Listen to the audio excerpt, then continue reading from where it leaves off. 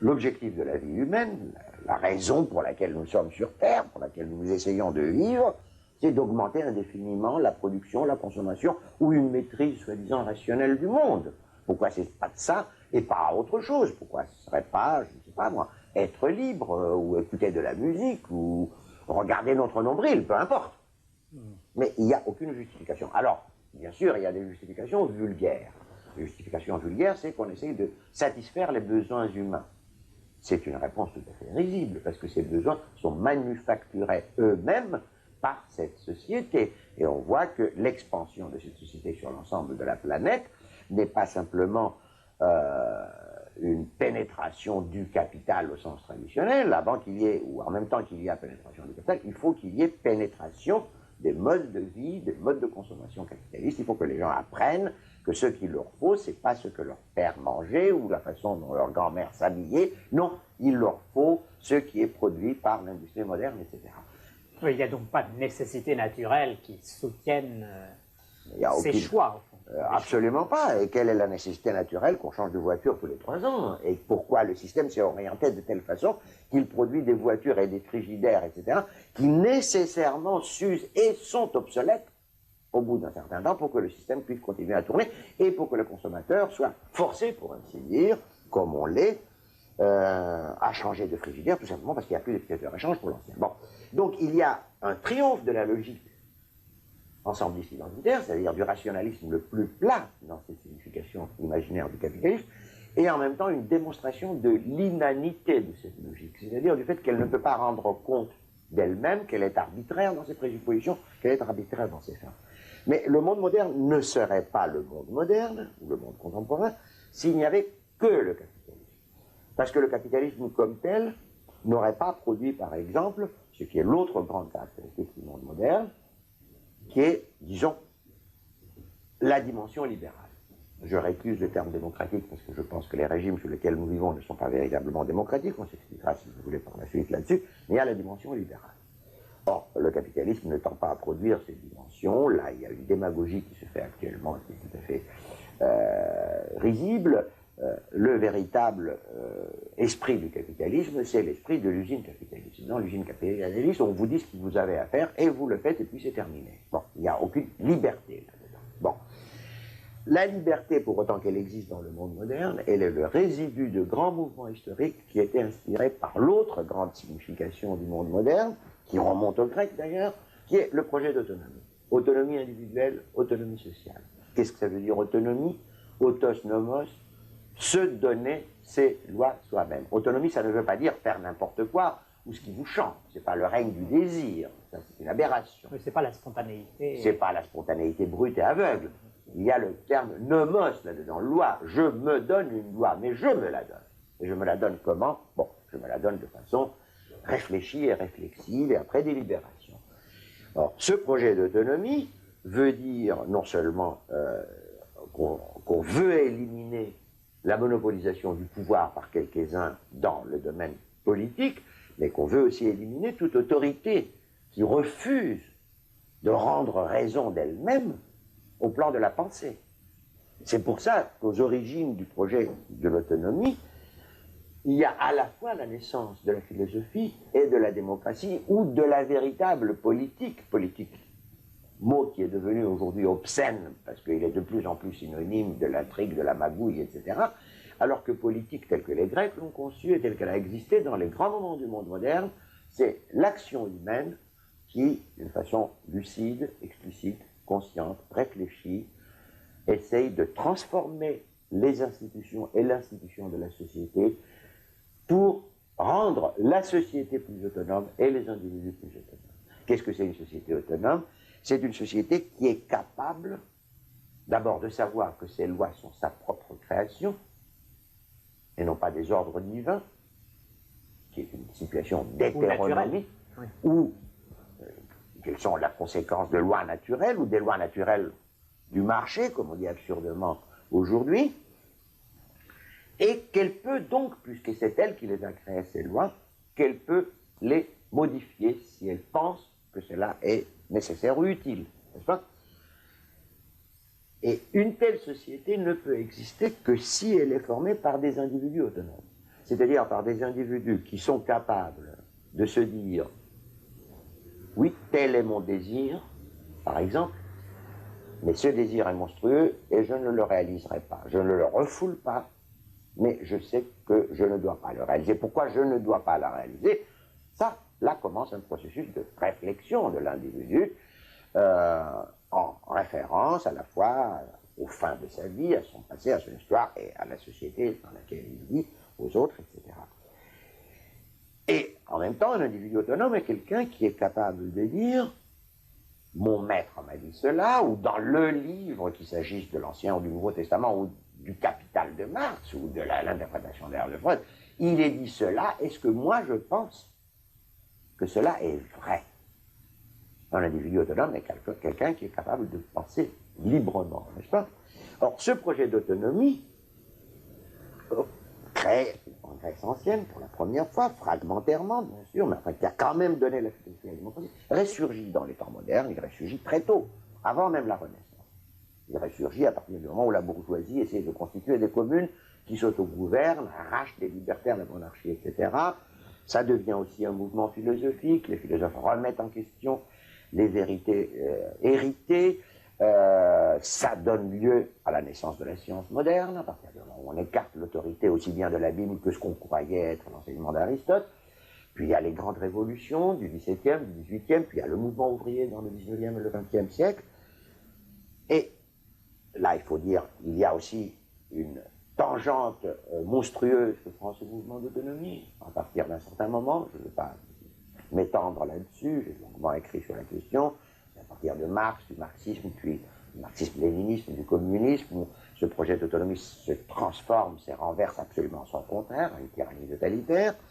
Mais il y a aussi quand même les grands mouvements, grâce auxquels, la Révolution française ou le mouvement ouvrier, la société contemporaine est ce qu'elle est, et non pas une espèce d'immense fabrique capitaliste dans laquelle tout le monde fait ce qu'il doit faire d'après le plan de production, qui serait le véritable esprit de capitalisme. Monsieur Castoriadis, on a l'habitude de parler d'une partie de la philosophie qu'on appelle la philosophie politique. Mais j'ai le sentiment que pour vous, c'est toute philosophie qui est profondément politique. C'est toute la philosophie qui est politique. En un sens, oui. Mais d'abord, un éclaircissement. J'aime pas tellement l'expression de philosophie politique comme telle, n'est-ce pas? Je pense que la philosophie est politique parce que la philosophie aussi, c'est un faire. C'est un faire qui agit sur la société, qui agit très profondément au niveau des significations, au niveau des représentations collectives. On va prendre des exemples en Grèce ancienne ou dans le monde moderne. Et par là même, c'est un volet absolument essentiel du projet de l'autonomie. La philosophie, c'est la liberté. La philosophie, c'est la liberté de penser. En ce sens, elle est profondément politique. C'est pas de la philosophie que de commenter interminablement un texte sacré ou sacré profane.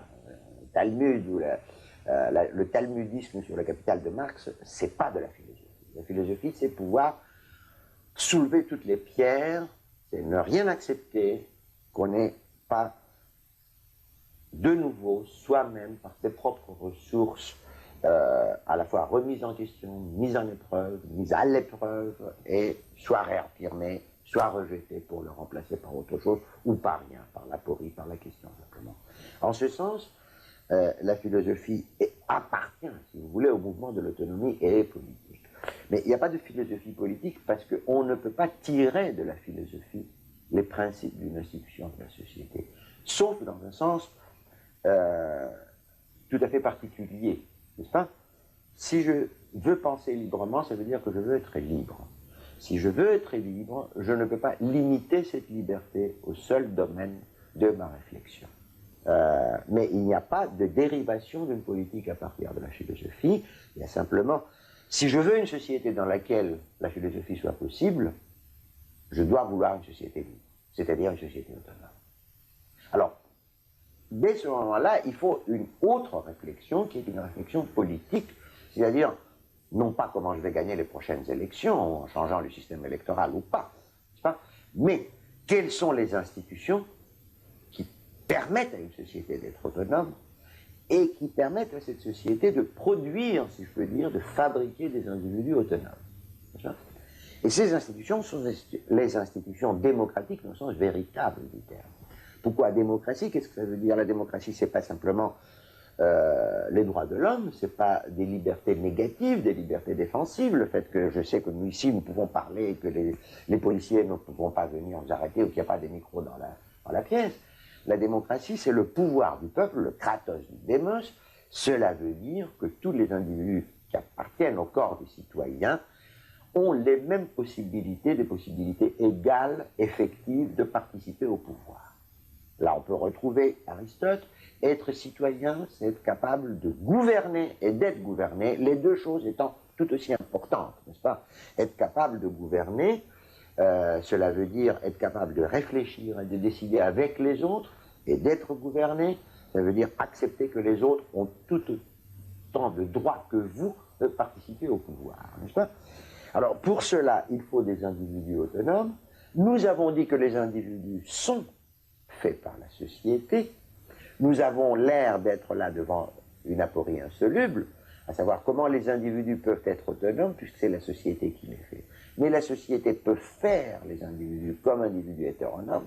Elle peut leur apprendre, par exemple, qu'il faut toujours tout faire comme le faisaient les ancêtres, ou qu'il faut toujours tout faire comme c'est écrit dans le livre, ou la société peut éduquer les individus pour qu'ils soient autonomes, c'est-à-dire elle peut leur apprendre à réfléchir par eux-mêmes, à ne pas accepter de façon non critique ce que dit le professeur, les théologiens, le prêtre, le politicien, le président de la République, le technicien.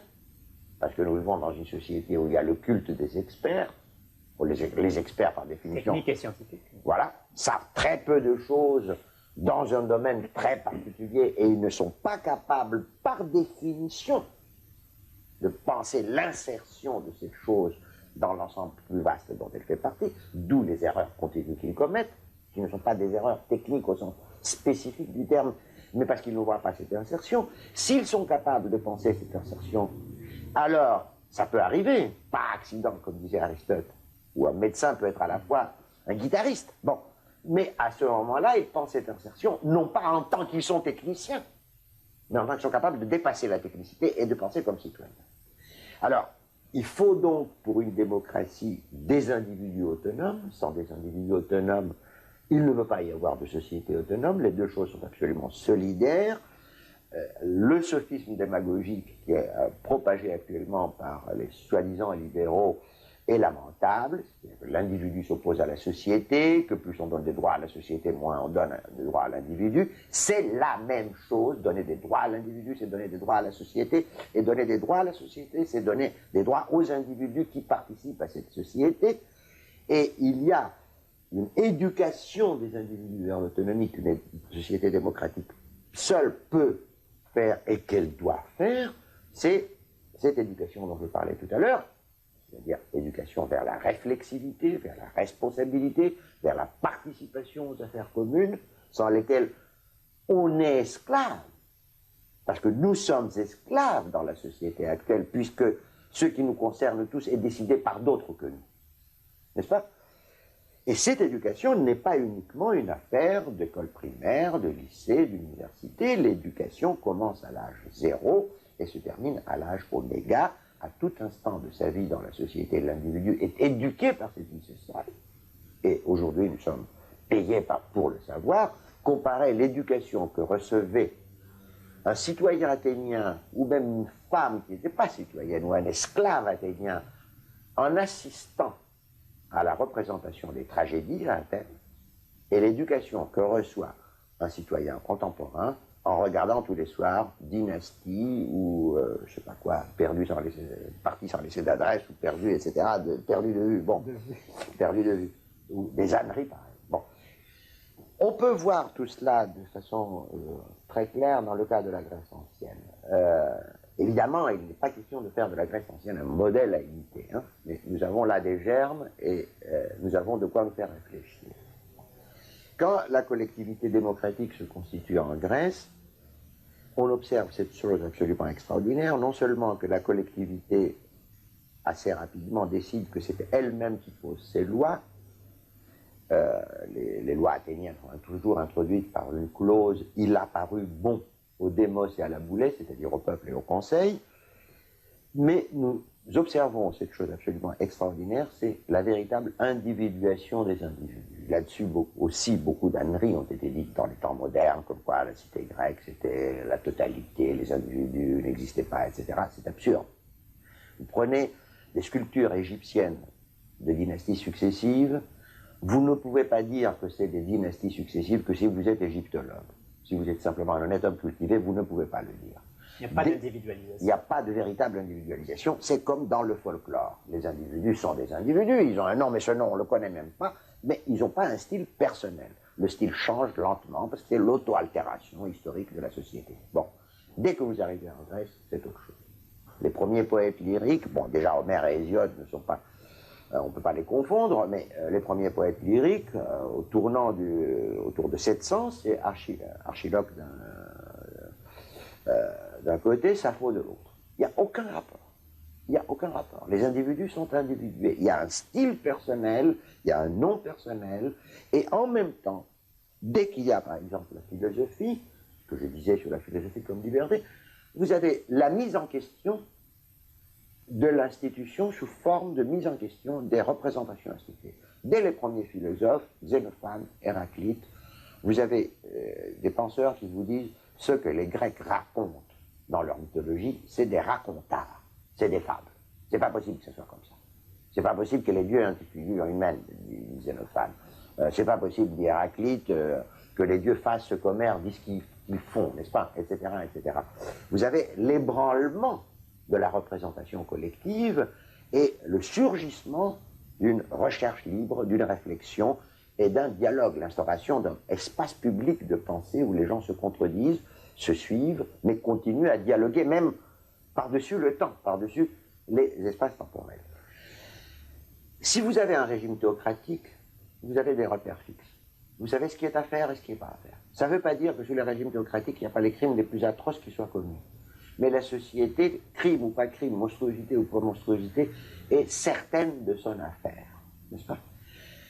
Et les individus aussi. Ils peuvent transgresser la loi, ils peuvent être criminels, pervers, ce que vous voudrez, ils le savent, et les autres le savent, les condamnent, etc. Au plan individuel, si je suis vraiment libre, c'est à moi de me fixer ma conduite. Hein? On me dit tu ne dois pas voler, tu ne dois pas tuer, etc. Je me demande pourquoi. Je réponds, effectivement, je ne dois pas tuer, et probablement je ne dois pas voler. Bon. Mais il y a d'autres choses qu'on me disait il y a 30 ans, par exemple. Tu ne dois pas empêcher la conception, par exemple, d'une femme. Bon, je me disais, c'est absurde, je transgresse la loi. Finalement, la loi a changé, mais il n'y a pas que ça. Bon. Mais pour une société, c'est la même chose pour une société démocratique. Elle ne peut pas se référer à une source extra-sociale qui donnerait la norme de la norme. Le critère des lois. Ces lois sont bonnes, ces lois ne sont pas bonnes. Elle doit trouver la réponse en elle-même. Elle doit savoir que c'est elle-même qui a créé cette réponse. Elle peut se tromper. Et comme aussi il n'y a pas cette limite imaginaire, mais plus réelle que toute limite réelle, extrasociale, elle peut aller jusqu'à l'excès, jusqu'à l'hybris, n'est-ce pas? Et ça, c'est ce qui fait de la démocratie à la fois un régime tragique, mais aussi le seul régime vraiment humain, parce que notre existence est tragique. Oui, parce que personne ne nous a garanti le salut, parce qu'il n'y a pas de salut garanti, parce qu'il n'y a pas de vie dans notre monde, parce qu'il n'y a pas des règles fixes une fois pour toutes, parce que nous trouvons tracer nous-mêmes notre voie dans un monde qui est toujours rempli d'indétermination et d'incertitude quant aux choses essentielles. Imaginer en restant conscient qu'on imagine. Exactement. Et la fin ultime d'une société autonome, c'est bien entendu la liberté, mais cette liberté, il faut aussi l'entendre en profondeur, c'est-à-dire la libération des instances créatrices de l'être humain, de l'imagination radicale de la psyché, de l'imaginaire instituant collectif, qui sont réprimées par les institutions hétéronomes existantes de la société.